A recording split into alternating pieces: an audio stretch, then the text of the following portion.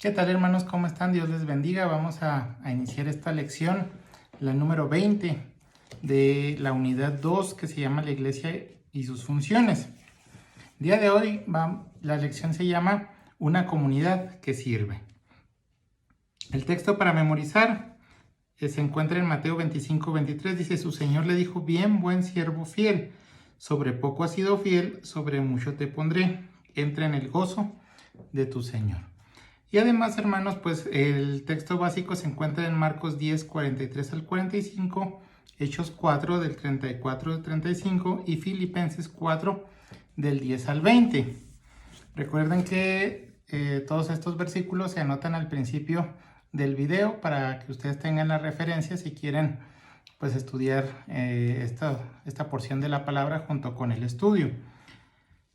La verdad central nos dice: la iglesia tiene un ministerio de servicio que debe ser realizado en el mundo. Es en el mundo donde se necesita desesperadamente un servicio y testimonio de Dios. Además, el mundo exige una demostración de nuestra fe y nuestra entrega a Jesucristo. Bien, hermanos, pues seguimos con los ministerios de la iglesia. Habíamos hablado que de forma didáctica los íbamos a manejar como pesca, proclamación, enseñanza, servicio, comunión y adoración. Los hemos estado viendo pues en desorden de acuerdo a esta forma de ver, pero pues estamos posicionándonos o estamos estudiando cada uno de ellos. El día de hoy pues vamos a ver acerca del servicio. Como ya dijimos, hermanos, el servicio pues es una de las funciones que realiza la iglesia. La clase pasada vimos acerca de la proclamación, de una iglesia que proclama, y la antepasada vimos acerca de la adoración. Siempre hemos mencionado, hermanos, que cada una de estas funciones pues son importantes, pero son interrelacionadas y no hay ninguna que sobresalga de las demás. Entonces, hermanos, podemos ver la clase pasada, pues sí mencionamos que la proclamación pues es una tarea que tenemos en cierta forma pendiente, pero en el servicio, hermanos, como iglesia, pues sí, a lo mejor ahí sí podemos tener nuestra palomita, para que vean pues que no se habla solamente de las cosas malas, sino también de las cosas buenas que tiene la iglesia.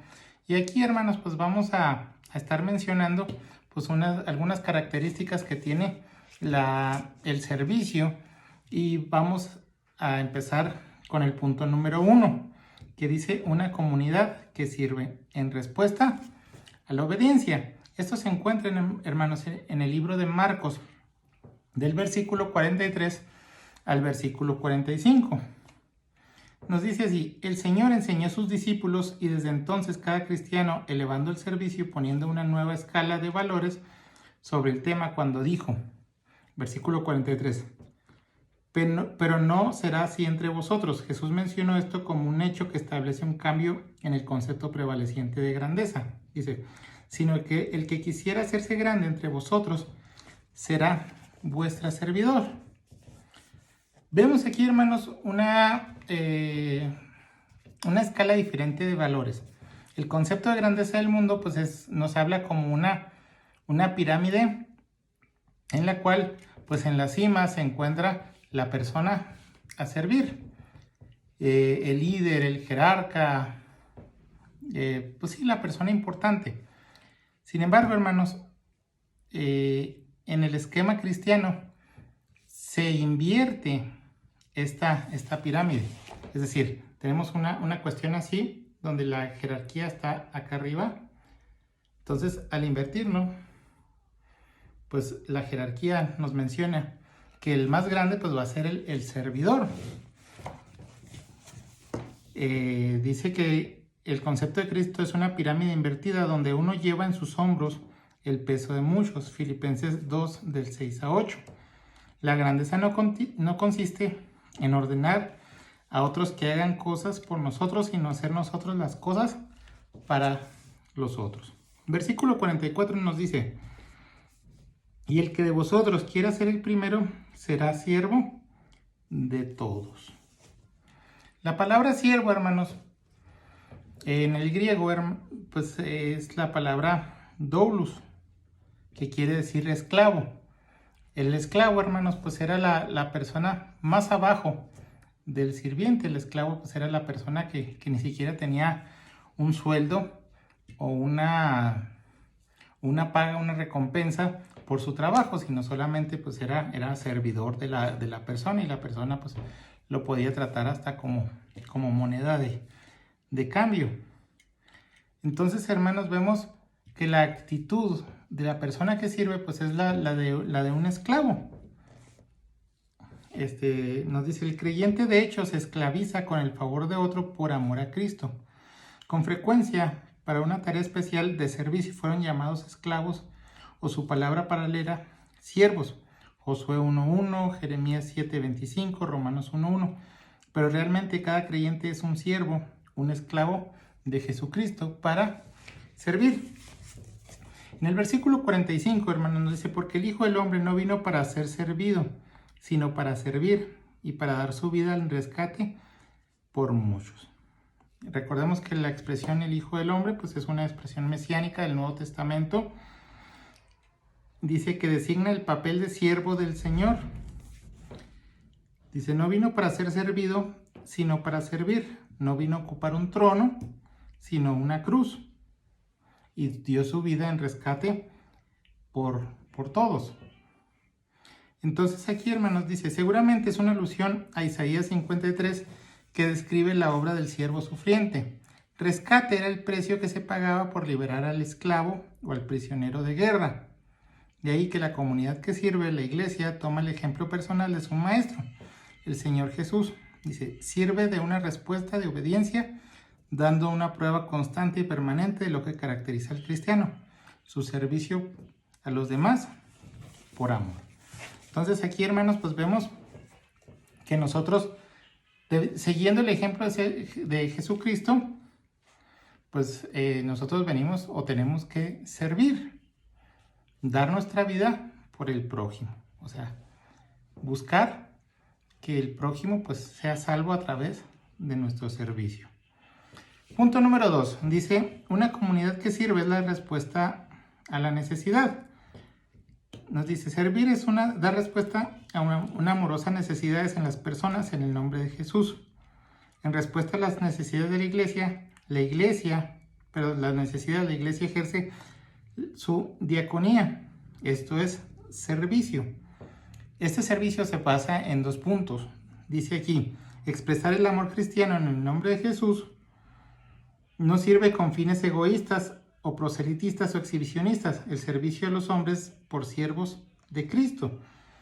Punto número 2 nos dice: servir en procura de llenar las necesidades totales de la persona. Esto incluye las necesidades espirituales y físicas, sean individuales o colectivas. Así obraron los primeros cristianos. Entonces, el servicio, hermanos, pues no debe ser para vanagloria, no debe ser para que nosotros seamos vistos por los demás. De ahí pues el principio que viene en la Biblia, donde tu mano derecha no sepa lo que hace tu mano izquierda.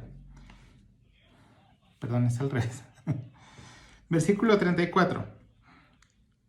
Así que no había entre ellos ningún necesitado. Estamos hablando de Hechos 34 y 35. Eran cristianos prácticos, no teóricos. La unidad pues era evidente en la iglesia primitiva. El testimonio era de gran significación. Dice: pero todo culminaba en la expresión de amor y servicio de los demás. Ellos tenían un sentido de pertenencia, un sentido de responsabilidad y un sentido de cuidado de los unos para con los otros. Y este servicio, hermanos, pues se daba por amor. Dice: porque todos los que poseían heredades o casas las vendían y traían el precio de lo vendido. Dice: el servicio exige un desprendimiento de aquello que puede proveer un sentido de seguridad a la familia. Ojo, no estamos diciendo que venda su casa o sus tierras para servir, sino que pues usted puede hacerlo de alguna otra forma. Versículo 35 dice: y ponían a los pies de los apóstoles y se repartía a cada uno según la necesidad. Fíjense bien, hermanos, el principio aquí es muy claro. Mientras en el cristianismo decimos lo mío es tuyo para ayudar, en el mundo pues nos hace referencia de lo tuyo es mío. O sea, siempre las personas tratan de aprovecharse de los bienes de los demás. Dice, lo que yo tengo, te doy. Y en el mundo es, dame lo que tú tienes. O sea, este mundo siempre, esta situación mundana, o el ámbito del mundo en el que vivimos, pues siempre va a tratar de estarnos quitando lo que es nuestro. En cambio, nosotros pues podemos ayudar y servir con este tipo de cuestiones. Punto número 3, dice, una comunidad que sirve en respuesta a necesidades concretas. Filipenses 4, del 10 al 20. Aquí nos muestra, hermanos, una parte de lo que hizo la iglesia de Filipos con el apóstol Pablo. Dice, a veces este pasaje ha sido interpretado casi exclusivamente a la acción de gracias y alabanza de Pablo por la ofrenda recibida. Dice, no obstante, un estudio cuidadoso muestra con amplitud la casi limitada de la diaconía o el servicio. El versículo 10 dice, en gran manera me gocé en el Señor de que ya al fin habéis revivido vuestro cuidado de mí, de lo cual también estabais solícitos, pero os faltaba la oportunidad. Dos expresiones, vuestro cuidado de mí y estaba solícitos. Utilizan verbos phonein en el original, lo cual indica pensar, juzgar, creer, tener buena o mala disposición para o con. ¿Sí? Las frases indican un interés personal de parte de los creyentes para hacer lo que hubiera que hacer. Si no lo habían hecho, era por falta de oportunidad. Los versículos 11, 12 y 13 nos dicen, no digo que porque tenga escasez, pues he aprendido a contentarme y cualquiera que sea mi situación, sé vivir humildemente y sé tener abundancia. Aquí nos habla el apóstol que había aprendido a vivir de las dos circunstancias, tanto cuando tenía como cuando no tenía.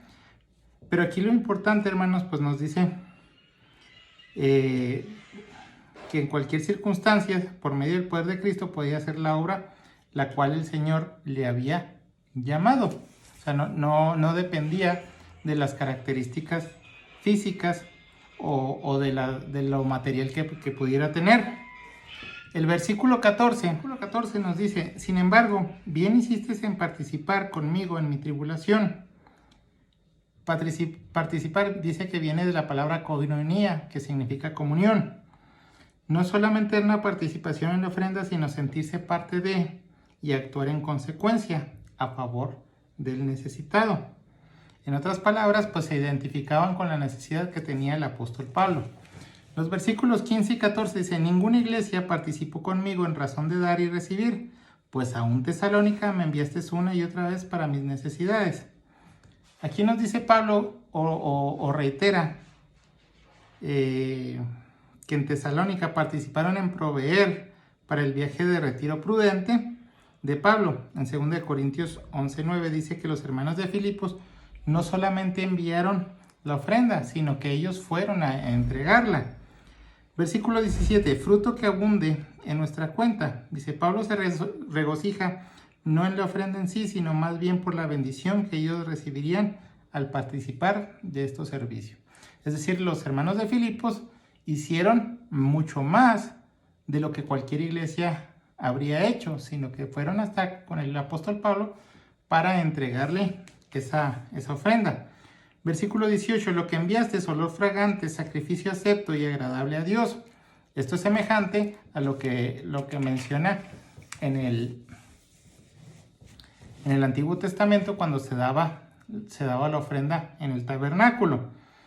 Sin embargo, pues aquí se entrega y esto pues es olor fragante para Dios, o sea, era acepto, era recibido. Dice, un darse en cuerpo entero para ser ofrecido a Cristo, la entrega de la ofrenda sin el ofrendante, dice, es abominación delante de Dios. Es decir, en tiempos antiguos, en tiempos del Antiguo Testamento, cuando una persona pues mandaba la ofrenda con otra persona, pues esa ofrenda no era acepta para el Señor, era una cosa que no se podía.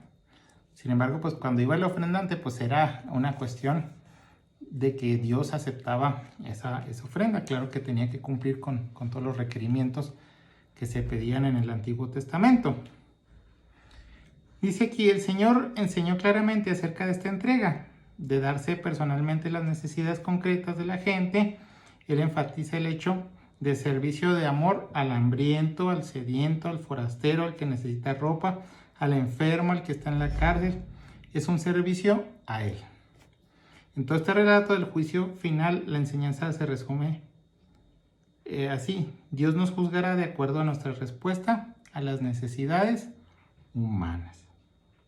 En el versículo 19, hermanos, dice: mi Dios pues suplirá todo lo que os falta conforme a sus riquezas. Todo lo que se necesita para el servicio, para ejercer la diaconía y para en koinonía, que es la comunión, en el nombre del Señor, para el bien de los demás. Versículo 20. Al Dios y Padre nuestro sea la gloria. Al contemplar la bondad, el interés de Dios por cada persona, Pablo es conmovido y pronuncia esta doxología cuando se sirve en respuesta a las necesidades concretas y se es un verdadero diácono. Este servicio rinde sus mejores dividendos cuando es hecho en la intención profunda de dar al Dios y Padre la gloria. Entonces, el hecho de que nosotros sirvamos, pues tiene que ver con glorificar a Cristo, a Dios, por medio de nuestro servicio. Muy bien, hermanos, que el Señor les bendiga y pues nos vemos con el favor de Dios la siguiente lección.